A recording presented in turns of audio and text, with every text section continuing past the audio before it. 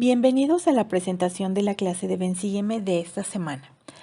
No podía haber un pueblo más dichoso, que comprende los capítulos de Tercer Nefi 27 a Cuarta Nefi. Las enseñanzas de Jesucristo no son solo una bella filosofía en la que podamos meditar, son mucho más que eso.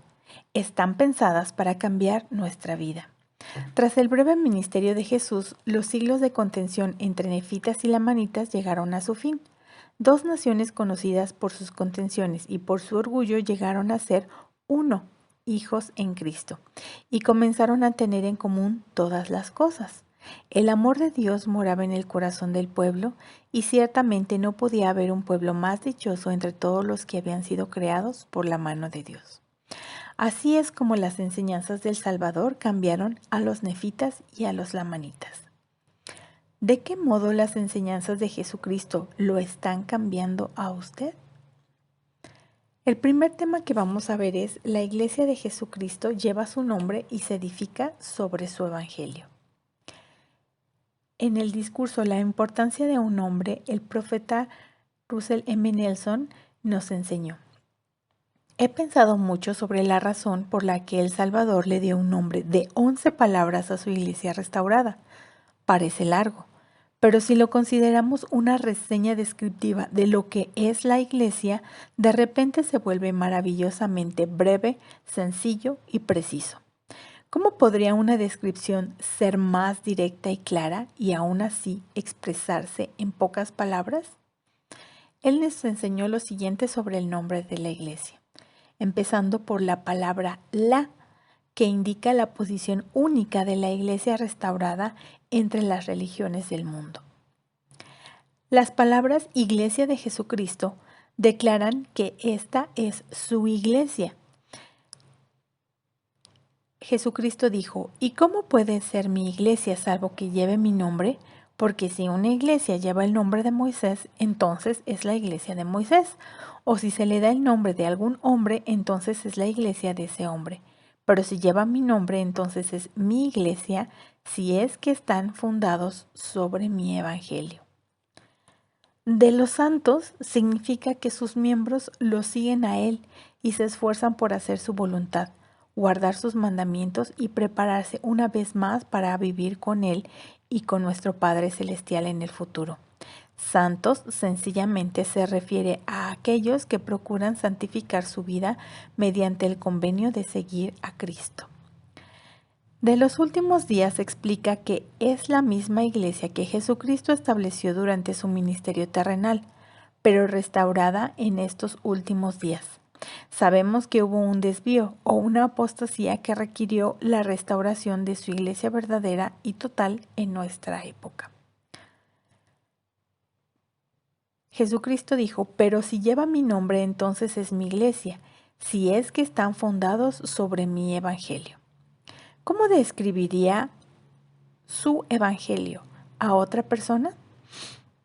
Jesucristo mismo enseñó este evangelio. En Tercer Nefi 27:13 dice: vine al mundo para cumplir la voluntad de mi Padre. En Tercer Nefi 27:15 dice: y esta es la razón que he sido levantado. Por consiguiente, de acuerdo con el poder del Padre, atraeré a mí mismo a todos los hombres para que sean juzgados según sus obras. Y en Tercer Nefi 27:16 dice: cualquiera que se arrepienta y se bautice en mi nombre será lleno, y si persevera hasta el fin, he aquí yo lo tendré sin culpa ante mí, ante mi Padre, el día en que me presente para juzgar al mundo. El evangelio que hasta ahorita ha dicho Jesucristo es que Él es el Salvador del mundo y que tenemos que ir a Él, arrepentirnos, bautizarnos y recibir el Espíritu Santo para poder regresar con nuestro Padre Celestial. Finalmente lo resume en Tercer Nefi 27:20 como un mandamiento. Y este es el mandamiento: arrepentíos todos vosotros extremos de la tierra y venid a mí, y sed bautizados en mi nombre para que seáis santificados por la recepción del Espíritu Santo, a fin de que en el postrer día os presentéis ante mí sin mancha. El siguiente tema que vamos a ver es: el libro de Mormón es una señal de que se está cumpliendo la obra de Dios en los últimos días. En tercer Nefi 29:1 dice: y ahora bien, he aquí os digo, que cuando el Señor en su sabiduría juzgue prudente que lleguen estas cosas a los gentiles, según su palabra, entonces sabréis que ya empieza a cumplirse el convenio que el Padre ha hecho con los hijos de Israel concernientes a su restauración a las tierras de su herencia. Por estas cosas, Mormón se refiere precisamente al libro de Mormón. El elder Russell M. Nelson, en su discurso Convenios en octubre del 2011, enseñó: el libro de Mormón es una señal tangible de que el Señor ha comenzado a recoger a sus hijos del convenio de Israel. Este libro, escrito para nuestros días, establece que uno de sus propósitos es que sepáis que ya empieza a cumplirse el convenio que el Padre ha hecho con los hijos de Israel. En efecto, el Señor no se ha olvidado. Él nos ha bendecido a nosotros y a otras personas alrededor del mundo con el libro de Mormón. El libro nos ayuda a hacer convenios con Dios, nos invita a recordarlo a Él y a conocer a su Hijo amado. Es otro testamento de Jesucristo. Los hijos del convenio tienen el derecho de recibir su doctrina y de conocer el plan de salvación, y ejercen ese derecho al hacer convenios de importancia sagrada.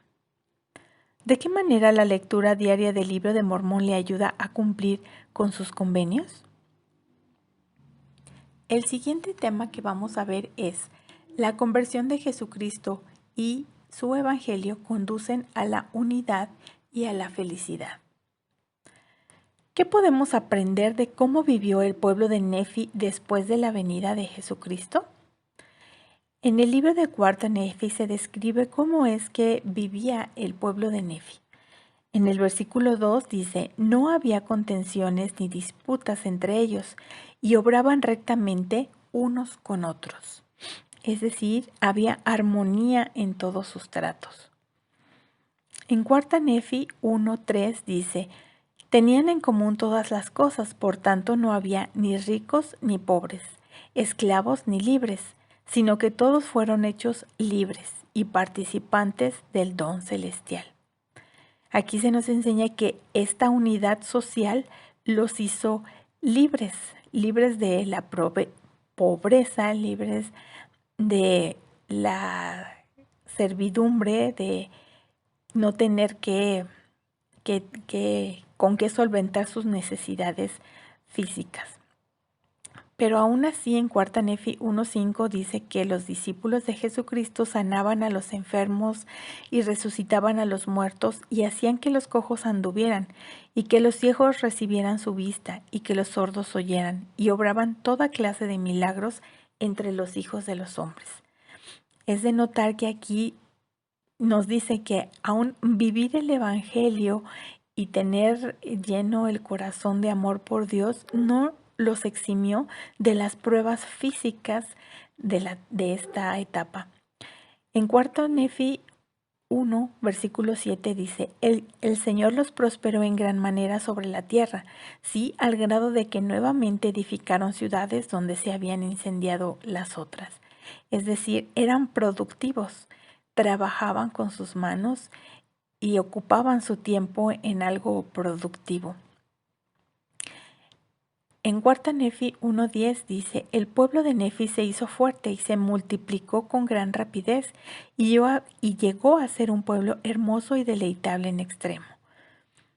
Y en Cuarta Nefi 1:15 dice: no había contenciones en la tierra a causa del amor de Dios que moraba en el corazón del pueblo. He aquí una de las claves. ¿De qué manera puedo sacar el espíritu de contención? Es llenando el corazón del amor de Dios. Y en el versículo 16 dice que no había envidias, ni contiendas, ni tumultos, ni fornicaciones, ni mentiras, ni asesinatos, ni lascivias de ninguna especie. Y ciertamente no podía haber un pueblo más dichoso entre todos los que habían sido creados por la mano de Dios. Es decir, todas estas cosas nos enseñan lo que Alma ya había enseñado anteriormente, que la maldad nunca fue felicidad, sino que cuando tenemos lleno el corazón de amor por Dios, podemos ser realmente felices. En su discurso, El trayecto a un terreno más elevado, el elder Joseph B. Wirthlin, en octubre del 2005, enseñó: después de su resurrección, El Salvador visitó las Américas. Gracias a su extraordinario ministerio, el corazón de la gente se ablandó, abandonaron sus pecados y se trasladaron a terrenos más elevados. Ellos apreciaron sus palabras y trataron de seguir su ejemplo. Era tal su rectitud que no hubo contenciones entre ellos y se trataban con igualdad los unos a los otros. Compartían libremente lo que tenían y prosperaron sobremanera. De este pueblo se dijo: ciertamente no podía haber un pueblo más dichoso entre todos los que habían sido creados por la mano de Dios. Hoy día hacemos frente a la misma decisión. ¿Podemos tontamente no hacer caso a los profetas de Dios, depender de nuestra propia fuerza y terminar cosechando las consecuencias?